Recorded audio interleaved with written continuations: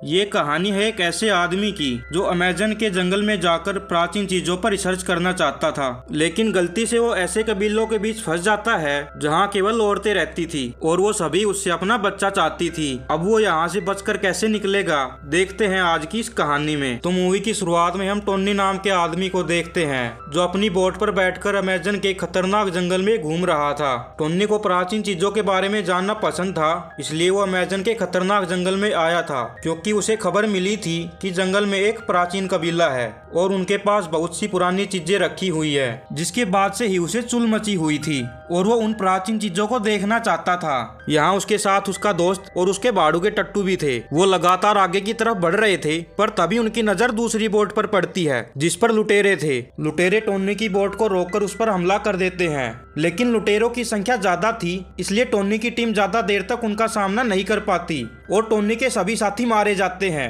वहीं टोनी और टिल्लू वहां से भाग जाते हैं और जंगल में छुप जाते हैं, लेकिन उन दोनों को खुद नहीं पता था कि वे कहां पर हैं। उन्हें किसी की मदद चाहिए थी, इसलिए वो आगे चलने लगते हैं, लेकिन थोड़ी दूर चलने के बाद टोनी की हालत खराब हो जाती है और वो बेहोश होकर नीचे गिर जाता है क्योंकि उसे जहरीले सांप ने काट लिया था। लेकिन टिल्लू उसे देख लेता है, जिसके बाद वो जल्दी से जड़ी बूटियां लेकर आता है और टोनी को खिलाता है ताकि उसकी जान बच सके। अब टोनी जड़ी बूटियां खाकर बच तो गया था, लेकिन उसकी हालत ठीक नहीं थी और उन्हें मदद की जरूरत थी, इसलिए टिल्लू मदद के लिए जंगल में आगे चला जाता है और टोनी वहां पर अकेला रह जाता है। अब काफी देर बाद भी जब टिल्लू वापस नहीं आता तो टोनी खुद ही उसे ढूंढने के लिए निकल जाता है। वो जोर जोर से टोनी को पुकारने लगता है, लेकिन टोनी की आवाज वहां की जंगली लड़कियां सुन लेती है जो कि वहां के एक कबीले में रहती थी। उधर टोनी की हालत अभी भी खराब थी, इसलिए वो ज्यादा देर तक चल नहीं पाता और फिर से बेहोश हो जाता है। उधर वो जंगली लड़कियां लगातार उसे ही देख रही थी और उन सभी के शरीर पर रंग लगा हुआ था। वो टोनी को बेहोश देखकर उसके पास आती है और उसे उठाकर चलने लगती है। दरअसल इस जंगल में एक कबीला भी था जिसके बारे में कोई नहीं जानता था। इस कबीले में सिर्फ लड़कियां ही रहती थी और वो यहाँ का सारा काम करती थी। हम देखते हैं कि टोनी को जिन लड़कियों ने उठाया था वो भी इसी कबीले की थी और वो टोनी को उठाकर अपने कबीले में ले जाती है। आगे जब टोनी को होश आता है तो वो अपने सामने नताशा नाम की लड़की को देखता है जो उसे दवा पिलाना चाहती थी और टोनी उसके कहने पर दवा पी लेता है। फिर वो खड़ा होकर आसपास देखने लगता है और नताशा से उसका नाम पूछता है। वो उसे अपना नाम नताशा बताती है, साथ ही उसे ये भी बताती है कि वो 3 साल पहले इस जंगल में घूमने के लिए आई थी, लेकिन एक दुर्घटना की वजह से वो इन कबीलों की लड़कियों के हाथ लग गई, जिसके बाद उन लड़कियों ने इसे अपने कबीले में शामिल कर लिया। अब वो दोनों बातें कर ही रहे थे कि तभी कुछ लड़कियां वहां आकर टब रख देती है। इससे पहले कि टोनी कुछ समझ पाता, वो लड़कियां टब में पानी भरने लगती है, लेकिन टोनी को अभी भी कुछ समझ नहीं आ रहा था। तभी कुछ लड़कियां टोनी के कपड़े उतारने लगती है। वो टोनी के सारे कपड़े उतारना चाहती थी, लेकिन टोनी किसी तरह उन्हें रोक लेता है, जिसके बाद वो टोनी को ऐसे ही टब में गिरा देती है और वो उसे नहलाने लगती है। तभी टोनी की आवाज सुनकर बाकी लड़कियां भी वहां आ जाती हैं और वो सभी टोनी को देखकर हंसने लगती है। वहीं टोनी को उन सभी पर गुस्सा आ रहा था, लेकिन वो बेचारा कुछ नहीं कर सकता था। दरअसल वो लड़कियां टोनी के साथ इंटीमेट होना चाहती थी, लेकिन टोनी उनसे डरा हुआ था और उन सभी को अपने आप से दूर कर रहा था। पर जब वो लड़कियां टोनी के साथ जबरदस्ती करने लगती है, तभी टोनी खुद को किसी तरह बचा लेता है और वहां से भागकर दूसरे कमरे में चला जाता है। लेकिन वहां पर भी उसे लड़कियां ही मिलती है। वो लड़कियां किसी भी तरह उसके घोड़े की सवारी करना चाहती थी, लेकिन इस बार भी किसी तरह टोनी बस निकलता है और वहां से भागकर नए कमरे में आ गया। उसने देखा कि वहां पर एक सैंकी नाम का लड़का था और कई सारी प्राचीन वस्तु पड़ी हुई थी। जब टोनी उससे उन वस्तुओं के बारे में पूछता है, तब सैंकी उसे बताता है कि वो इस जंगल में 10 साल पहले आया था। दरअसल मैं जंगल में रास्ता भटक गया था और तभी अचानक इन लड़कियों ने मुझे पकड़कर कैद कर लिया। मैंने यहाँ से भागने की बहुत कोशिश की, लेकिन कभी भी सफल नहीं हो पाया।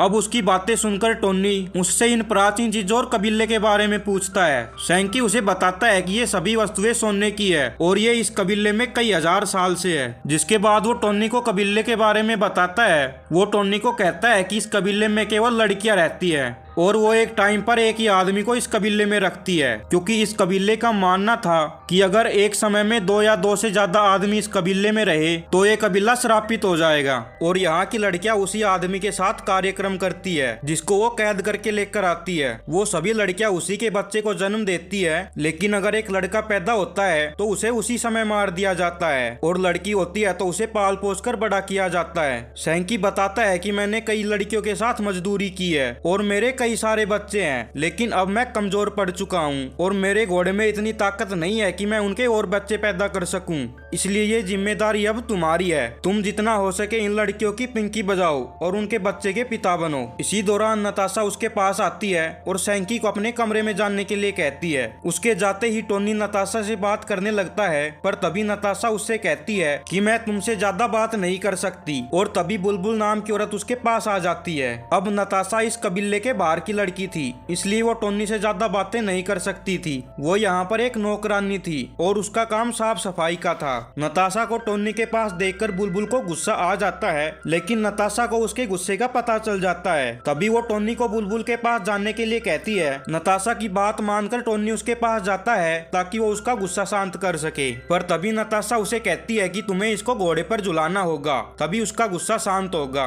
उसकी बात सुनकर टोनी उसकी तारीफ करने लगता है और कहता है कि तुम्हारी चूचिया तो बहुत बड़ी है। अपनी तारीफ सुनकर बुलबुल काफी खुश होती है। अब इससे पहले कि वो उसके घोड़े की सवारी करती, तभी वहाँ और लड़कियां आ जाती है और टोनी को पाने के लिए लड़ने लगती है। वो सभी लड़कियां टोनी के साथ कार्यक्रम करना चाहती थी, इसलिए वो आपस में ही झगड़ने लगती हैं और टोनी उनसे बचकर भाग जाता है। फिर थोड़ी देर बाद टोनी को एक बड़े से कमरे में लाया जाता है। इस कमरे में कबीले की रानी थी और टोनी को उसके सामने पेश किया जाता है, लेकिन रानी की सुंदरता को देखकर टोनी अपने आप पर काबू नहीं कर पा रहा था। पर तभी वो लड़कियां टोनी को फिर से झपटने की कोशिश करती हैं, लेकिन रानी के कहने पर सभी रुक जाती है। जिसके बाद रानी के एक इशारे पर टोनी के पास 2 बर्तन रख दिए जाते हैं। तभी एक औरत आकर उन बर्तनों में आग लगा देती है और तभी वहाँ पर धुआं उठने लगता है। हम देखते हैं कि उन बर्तनों में नशा था और उस धुएं की वजह से टोनी को नशा हो गया था, जिसके चलते उसे सभी लड़कियां सुंदर लगने लगी थी, लेकिन टोनी को सबसे सुंदर रानी ही लग रही थी। इधर रानी भी उसके इरादे समझ जाती है कि वो उसकी पिंकी बजाना चाहता है। जिसके बाद रानी उसके पास आती है और वो दोनों घोड़ा घोड़ी का खेल खेलने लगते हैं। फिर अगले दिन हम देखते हैं कि कई लोग जंगल की तरफ जा रहे थे और ये सभी टोनी को ढूंढने के लिए आए थे, लेकिन कबीले की लड़कियां उन पर हमला कर देती हैं। वहीं नताशा टोनी के पास आती है और उसे नींद से जगाती है। वो टोनी से कहती है कि जंगल में कुछ आदमी घुस आए हैं और वो सभी लड़कियां उनसे लड़ने गई हैं और यही सबसे सही मौका है कि हम यहाँ से भाग जाएं। इसलिए वो दोनों कबीले से भागने का फैसला करते हैं। पर जैसे ही वो दोनों दूसरे कमरे में जाते हैं, वहाँ पर उन्हें सैंकी की लाश नजर आती है, जिसे कल रात उन लड़कियों ने मार दिया था। ये देखकर वो दोनों यहाँ से भागने लगते हैं, पर तभी उनके सामने बुलबुल आ जाती है। बुलबुल के हाथ में तीर था और उसका निशाना टोनी पर था।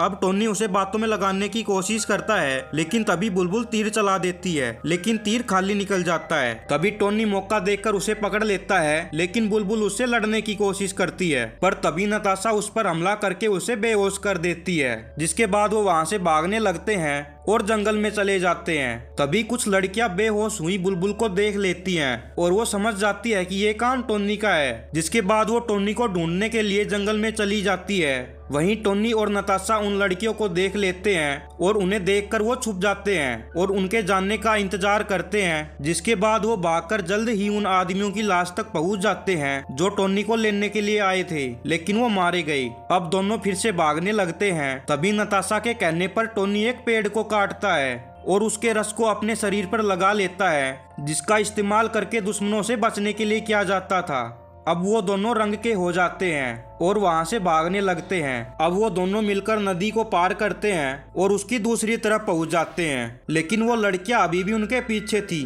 तभी उनकी नजर एक टापू पर पड़ती है जो कि नदी के बीच में तैर रहा था। वो दोनों जल्दी से उस टापू पर आते हैं ताकि वो इन लड़कियों से दूर जा सके। यहाँ आते ही उन्हें एक प्लेन की आवाज सुनाई देती है जो इनके ऊपर घूम रहा था। इस प्लेन में टिल्लू था और वो टोनी को ढूंढ रहा था। दरअसल टिल्लू जब मदद लेने के लिए गया था तो वो रास्ता भटक गया था। कहानी के अंत में टिल्लू टोनी और नताशा को बचा लेता है, जिसके बाद टोनी और नताशा शादी कर लेते हैं और हमेशा के लिए साथ रहने लगते हैं। यहीं पर ये मूवी खत्म हो जाती है।